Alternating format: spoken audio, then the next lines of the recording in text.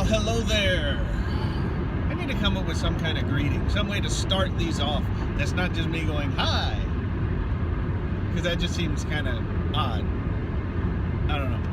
Anyway, so I was thinking that today I would talk about three things. I'm going to try to make them all three relatively short. I'm going to give a 1 minute, 1.5 minute movie review. I'm going to give a 1 minute book review. And I'm going to try to condense some of what I talked about at my discipleship group this past week on Monday about Matthew, the chapters in Matthew that we're reading, into the remaining minute or two of this little video. So, number one, movie review. Dane and I, last week, watched the movie Interstellar. That's what it was. I was like, Passengers, no, we didn't watch that. The Arrival, no, we didn't watch that. It's another space movie, Interstellar with Matthew McConaughey. We watched Interstellar with Matthew McConaughey. Thoroughly enjoyed it. Surprised by one of the super publicized people that showed up in that movie, so I won't spoil that one, but thought it was kind of interesting. I actually really like, one of the things I really like in this movie is the robot design. I thought the robots they made in this were really cool, and I didn't think they would work to begin with, but then all the stuff that they make the robots do is pretty awesome. If you haven't seen it, the robots are really cool. Science fiction. Somewhere in the future, the Earth is dying, crops are not growing, we're having problems, and they found this wormhole out by Saturn that takes you to another galaxy. So they go there and they send some people through to find some planets to try to see if they could find a place that they could live on and be on and see what they could do. So they go to these planets, and they end up, I don't remember how many, I think they go to 2 of them, but very heavy. It's science fiction, but very heavy on the science side. It's a Christopher Nolan film. Same guy who did Inception and did some of the Batman movies. Really enjoy his work. I enjoy cinematography. He's got a great eye, wonderful camera work, really pretty movie. Engaging, fun. Dana and I both loved it. One word of warning, it's like almost 3 hours long. It is super long. Could really use an intermission, like a posted, hey, take a break moment. But well worth the watch. We watched it on Netflix, I think. If you haven't seen it, it's definitely worth a watch. A lot of fun, good movie. Very suspenseful, very dramatic, well acted, well written, well produced. Good movie. So I got a book for Christmas from my parents. Thanks, Mom and Dad. I appreciate it. The book was called The Alloy of Law by Brandon Sanderson. It's in a series of fantasy novels that he's writing. Love to read fantasy books. I really enjoy fantasy. One of the things I love about Brandon Sanderson's work is he has a system in place for the way his universe works, the way his world operates, and he's very consistent. He doesn't do things that break the rules of how his universe works. It's really cool how that all plays together. Really enjoyed this one. Not exactly a typical fantasy novel. It's, we're not on the hero's journey. He did a series in this world that was the hero's journey earlier that I thought was great. Really enjoyed that. The Mistborn trilogy was what that was called.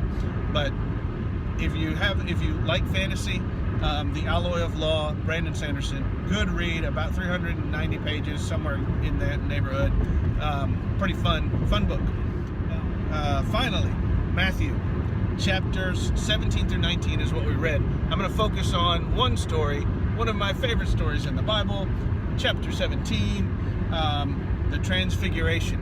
So Peter and James and John go with Jesus on this mountain. They go up on the mountain, okay? The chapter before, Jesus says to Peter, get behind me, Satan, because Peter says, hey, this is not going to happen to you. You're not going to be crucified. It can't happen. Peter's rebuked by Jesus, and then, immediately turns around and Jesus takes Peter, James, and John up this mountain to see the transfiguration. And he goes up there, and then Elijah shows up, and Moses shows up, and they're talking to Jesus, and Peter gets this brilliant idea. He's like, hey, this is awesome. This is cool. This is a good thing. I know. Let's build a tent. Because I know my Old Testament. I'm a student of the Old Testament. I'm a good Jew. I know my stuff. God lived in a tent. It was a tabernacle. It was a mobile place for God. It was God's dwelling place among his people. And so Peter says, hey, let's build some tents. We'll build a tent for you. We'll build a tent for Moses. We'll build a tent for Elijah. I think it'll be awesome. We can all hang out, and, it'll be like the Old Testament when God was among his people. I think Peter recognized Christ's divinity even at that time. But in the midst of that, Jesus says, actually, no, it wasn't Jesus. Voice from heaven comes out and says, this is my son, whom I love. Listen to him. And the disciples, Peter, James, and John, fell down, and they were afraid, and they couldn't. It's just like, hello, dude, no. He's interrupted by the voice of God. So the voice of God comes through and says, hey, dude, stop. No, that's not the way it's going to work. You need to hush and listen to what he's saying. And so I love that, because it's amazing to me how we went from the God who could be found in a tent, that you could go to God, that you could go to be where God was, where his presence was in this tent, in the tabernacle. And there had a place inside there where he could be found. He led the Israelites during the Exodus by a pillar of fire, by a cloud. I mean, pretty amazing stuff. The Israelite people heard the voice of God when they were at the mountain getting the 10 Commandments. They heard him talk, and they were scared. So all of this goes on, and Peter's like, hey, yeah, let's do this. And it's interrupted by God, who's saying, you don't understand what you're talking about. And then Jesus says, hey, chill. Guys, come on, get up. Don't be afraid. It's just me, and I'm with you. So in that moment, I'm thinking that is a very transformational moment, because it's there that we begin to really see and really understand as we look at Matthew's gospel account, because Jesus is talking about the kingdom a lot. And he's talking about what's going on in the kingdom and what the kingdom of God is like, and that it's at hand, it's here, it's coming, it's here. And the disciples just don't get it. They continually don't get it. They continually look back to what they've had in the past as Jews. They continually look back to, this is the way things used to be.